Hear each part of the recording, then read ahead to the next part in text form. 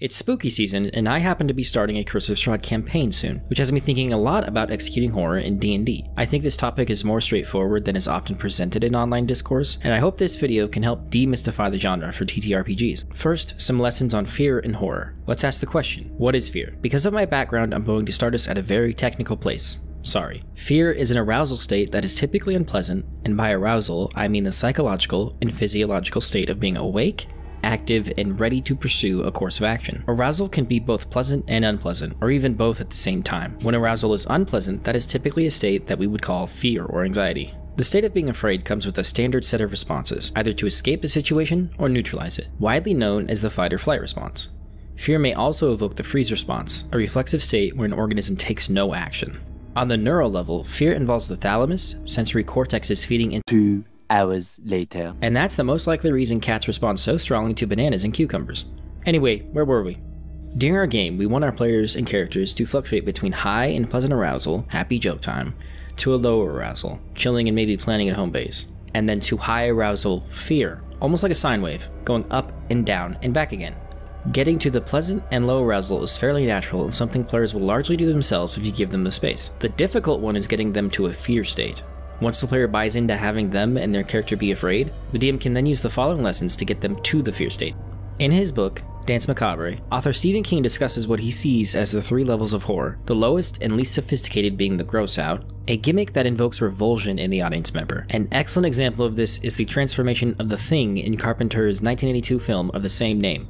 The second level, King calls horror and describes as a dance and rhythmic search. This level seeks out the place where the audience member is fearful at their most primal level, fear of the dark, fear of giant spiders, or even fear of the undead. And the third level, the most difficult to achieve and maintain, is terror. Terror is the unpleasant speculation that comes to mind when one is experiencing fear. As King puts it, nothing is so frightening as what's behind the closed door. And King makes a point not to say that one of these is superior, morally or otherwise, to the others. When you fail to instill terror, you try to instill horror. Failing that, you invoke gross out. And every story ping-pongs between them. An excellent example of this 3-level structure is the 1979 movie Alien. The movie opens with a lot of neat little establishing shots, details, and characterizations, but we get the vibe pretty quickly something mysterious is going on. It's subtle at first, but it builds. The characters find out they are not where they should be, they fail to establish communication with anybody, and they get stuck on a planetoid. And last but certainly not least, they receive a mysterious message of unknown origin, and they have to go investigate.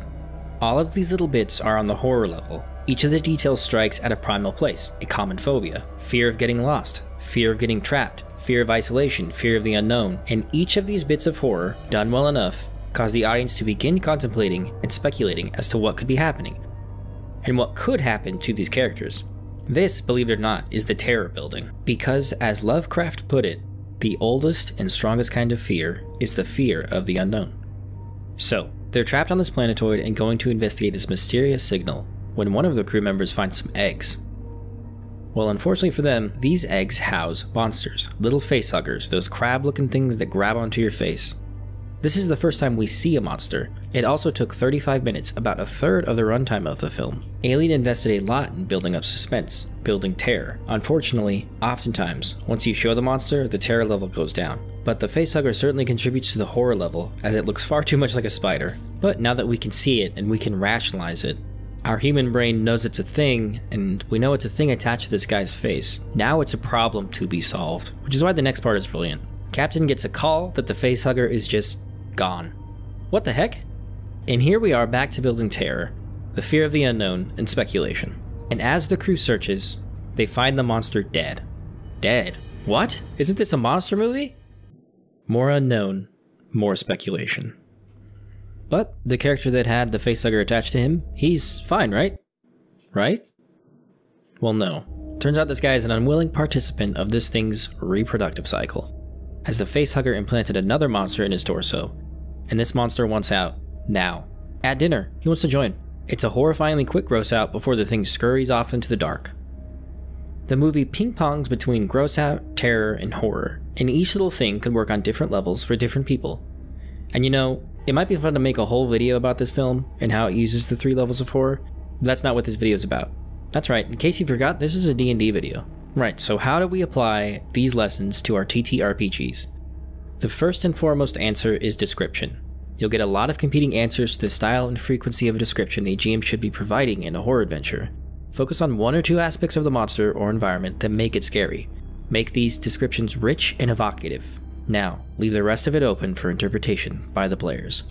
And during these descriptions, try and use the different levels of horror that King describes. You can try gross out with a grotesque description of a monster or environment, or use a more primal visualization, but always leave room for speculation, for the terror. And what about pacing? Now, thinking of our example from Alien, the film builds suspense up, and then when the action happens, it was quick and snappy. You can take this back to your game with adventure pacing and description. You should give the rich description that leaves holes for the imagination. But when it's urgent, describe things urgently. Just like the sine wave of going from happy fun arousal to fear spooky arousal, when you aim to peak the spooky arousal, speed up the narration and be urgent. Though this is D&D, so things can take a while, so I would avoid trying to intentionally draw out tension. Keep your normal pacing, whatever your style is, keep that relatively normal. Just take the extra time to give those evocative descriptions, and that should be enough. And how about adventure structure? Is that different for horror? In Danse Macabre, King points to 3 books that he describes as special, as forming the foundation of a huge skyscraper of books and films. These 3 are Mary Shelley's Frankenstein, Bram Stoker's Dracula, and Robert Louis Stevenson's Dr. Jekyll and Mr. Hyde. All 3 of these books are what we consider today as monster literature. Monster literature typically evokes horror by having an evil monster stand against the good heroes to torment and pursue them. Frankenstein has the titular Dr. Frankenstein be pursued and tormented by his monster. Dracula initially torments the protagonist Jonathan Harker by imprisoning him. Upon his escape, Dracula pursues him and torments Jonathan and those close to him. In Dr. Jekyll and Mr. Hyde, Dr. Jekyll and those around him are tormented by his alter ego, Mr. Hyde. Now, think of the standard formula of a fantasy TTRPG adventure. It's the protagonist party versus the antagonist big bad evil person. This formula has many different variations, but the basic premise remains largely the same. They struggle against each other in different forms until the heroes have the power and the means to vanquish the big bad. This is to say that horror doesn't have some special adventure structure, but it does put the monster front and center. This is what makes the ever-popular Curse of Strahd the canonical D&D horror adventure. And that lovable and plucky party of misfits are a significant contributing factor to why horror is so hard to pull off in D&D. Because those characters are from a game about killing monsters. And with that comes the steady improvement of the characters. HP, AC, damage, number and potency of spells and skills, they all continually go up from level to level and adventure to adventure. So how do you fix that? Well, you really don't. You can certainly keep the players at low levels, introduce gritty tough rules, or continue to give them challenging combat. But that's not necessarily right for every table. So, what's the rub? Well, let me ask this question. Who is responsible for the horror in your D&D game? It's certainly not all on the DM. How could it be? I could be watching the scariest movie in the world, but if I'm not paying attention, or I'm making fun of it, I will not find it scary. That's not the filmmaker's fault, that's my fault. I'm going to give you what might seem like contradictory advice, but bear with me, because you do not need to scare your players. They don't need to be scared, but their characters do. And a DM can't make a character scared unless the player wants that to happen. You cannot scare a character that has no fears, and when those damage rolls and spell slots start to swell, it's difficult for the DM to provide a reason for the characters to feel fear. Thus, the player needs to bring this to the character themselves. Nothing helps the atmosphere of a horror adventure more than a player leaning into and acting out their character's fears. This doesn't have to mean they run away from every encounter, but they express their fear in character while steeling themselves. It will also be helpful if you ask the players to come up with 3 to 5 things that their characters specifically fear. You'll then use these to incorporate into the adventure. Player buy-in and attention is critical. I cannot stress this point enough. And you should stress this point in session 0. You should be discussing the genre, the themes, and the atmosphere with the players so that they can meet expectations. The DM can set the atmosphere and the mood, but it is up to the players to take it across the finish line. The DM can only do so much when it comes to this, and there's more you can do at session 0. The number one thing, of course, is safety tools. Lines and veils, X cards, the works. I won't talk at length about those here, so I'll link some good resources in the description. Gathering lines and veils and having safety tools is extremely important to a horror game, as we are going to intentionally brush up against stuff that people are afraid of and find disturbing.